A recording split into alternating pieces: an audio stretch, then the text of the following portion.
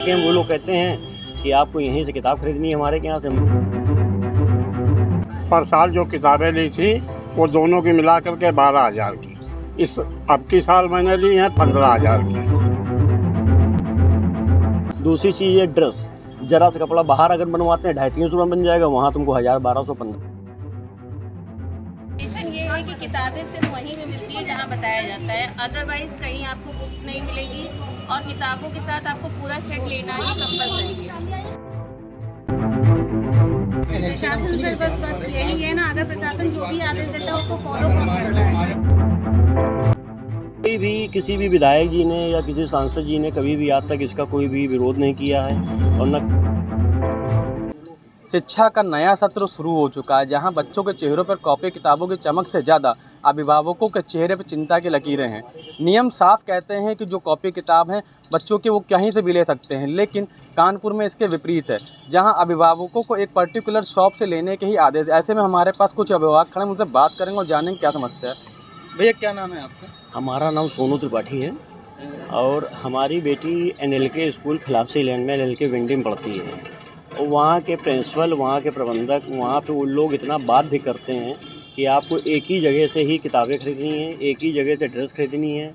उसके बाद अगर मान लिया बाई चांस कोई बच्चा अगर हमारे यहाँ छोटा, पहले मेरी बेटी बड़ी भी यहाँ पढ़ती थी, उसको मैंने करवा दिया है कुमारी उद्यान में, फातिमा में, तो वहाँ पे भी यही हाल होता है और यही हाल NLK में होता है। NLK में वो लोग कहते हैं कि आपको यहीं से किताब खरीदनी है हमारे यहाँ से। मैं अभी गया था 3 दिन पहले, मैंने वहाँ से बाइट भी दिया था। मैंने बोला भी था कि यहाँ पे इतना मतलब शिक्षा माफियाओं का चल रहा है। माननीय मुख्यमंत्री जी ने आदेश भी दे रखा है कि कोई भी स्कूल वाला किसी भी जगह बाध्य नहीं कर सकता है, उनको जहाँ से मन होगा वहाँ से लेगा। अगर मान लिया कहीं से किताब लेते भी हैं तो उन लोगों को प्रिंट रेट देना पड़ेगा। अब स्कूल वाले करते क्या है कि जैसे मेरे यहाँ 2 बच्चे हैं, वो लोग कुछ ना कुछ उसमें संशोधन कर देते हैं और उसके बाद उसमें किताबें पूरी चेंज करवा देते हैं। अब जैसे हमारे यहाँ तो भाई मान ली बड़ी बेटी थी तो हमारी बेटी तो चलो वहाँ पे हो गई। अभी जैसे हमारे यहाँ विकास में टोनू हैं, इनकी भी 2 बच्चे हैं तो दोनों लोग वहाँ पढ़ते हैं। अब ये चाहें तो अपनी बड़ी भतीजी की अपनी बेटी को पढ़ाना चाहेंगे, किताबें नहीं पढ़ा सकते हैं कि ज़रा संशोधन हो गया तो पूरा बुक का स्टॉल पूरा चेंज हो गया। उसके बाद उस स्टॉल पे जाके ही इनको लेना भी है। ये नहीं है कि अगर सोचें कि हम आज उस किताब को पढ़ा लें तो नहीं पढ़ा सकते हैं। दूसरी चीज़ है ड्रेस भी एक बात है कि कोई इसी की कंपनी होनी चाहिए या यहीं से तुमको लेना है, यही लोगो होना चाहिए। लोगो ऐसा बनवाएंगे, लोगो कहीं मिलेगा नहीं। उसके बाद कपड़ा चाहे जैसा हो, वो ज़रा सा कपड़ा बाहर अगर बनवाते हैं 250-300 में बन जाएगा, वहाँ तुमको 1,000-1,200-1,500 में लेनी है। ड्रेस का भी एक बात है। यही कापी किताबों का है, मैंने अभी 5200 रुपये की मैंने ऑनलाइन पेमेंट भी किया है। मतलब मेरी बेटी कक्षा फर्स्ट में है, उसको 5200 रुपये का दे रहे हैं ये लोग। स्टेशनरी पूरी मतलब किताबें कापी उसमें मिला के देते हैं, जो प्रिंटेड बाहर। जो 5200 रुपये आपने दिए थे तो उसमें ये मान लीजिए किताबों की बात करें, किताबें कितनी आई होंगी इस 5200 रुपये में? हमें लग रहा है 7-8 किताबें हैं या कि 10 किताबें हैं, लेकिन 5200 रुपये में 7-8 किताबें। हाँ, और प्लस कहते हैं ऐसे कापी भी हैं उसमें 7-8-10। तो उसमें कोई NCERT की भी किताब है? जैसे NCERT नहीं देते हैं, NCERT कोई नहीं ना ना ना NCERT। आज हमने अखबार भी दैनिक जागरण उस पर पढ़ा है, लखनऊ के DM साहब विशाख जी हैं, उन्होंने भी कहा है कि लखनऊ में अगर कोई भी चीज़ ऐसी पाई जाती है तो उस पर रोक लगनी चाहिए। उन्होंने अपना एक टीम भी नियुक्त करी है। यहाँ भी माननीय जितेंद्र प्रसाद जी DM साहब हैं, तो उन्होंने भी कहते हैं आदेश दिया था 3-4 दिन पहले, अखबार में उसका भी आया था, लेकिन उन्होंने भी उसका कोई अवहेलना करते हैं। यहाँ शिक्षा माफिया बिल्कुल सड़ सड़ के बोलता है। प्लस अगर मान लिया कोई भी अभिभावक आगे बढ़ता भी है तो उसके बच्चों को स्कूल में टॉर्चर किया जाता है।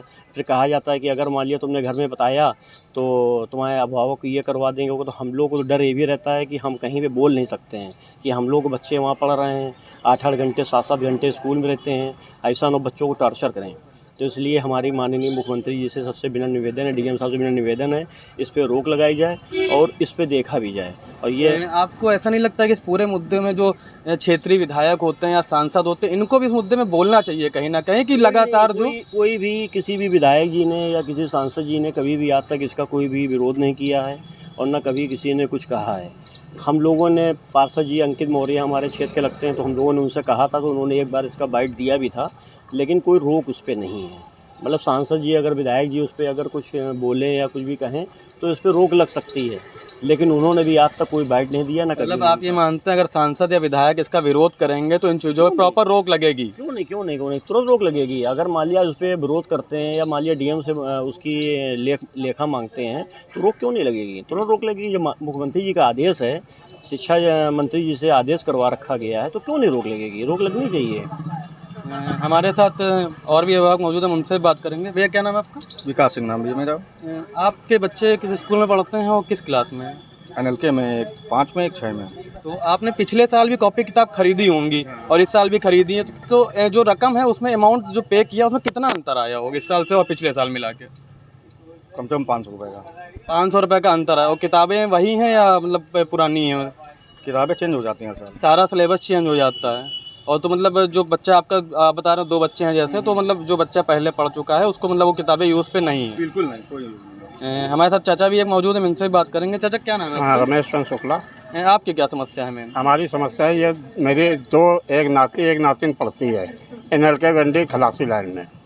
इस समय मैंने जो है पर साल जो किताबें ली थी वो दोनों की मिला करके 12,000 की, इस अब की साल मैंने ली हैं 15,000 की। तो मतलब पहले 3,000 का मोटा मोटा फ़र्क आया है आपकी किताबों पे।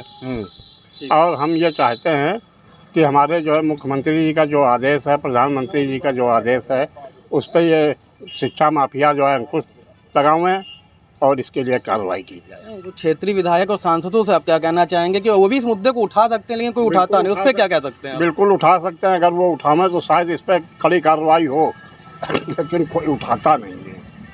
ये थे हमारे साथ अभिभावक जिन्होंने पूरा बताया कि किस तरह से जो प्राइवेट स्कूल हैं भ्रष्ट मतलब एक पर्टिकुलर शॉप से ही कॉपी किताबें लेने का दबाव बनाते हैं। अब ऐसे में देखना ये है कि सूबे के मुखिया के आदेशों के बाद इन स्कूलों पर क्या कार्रवाई होगी। कानपुर से अभिषेक शर्मा, अनंत न्यूज़।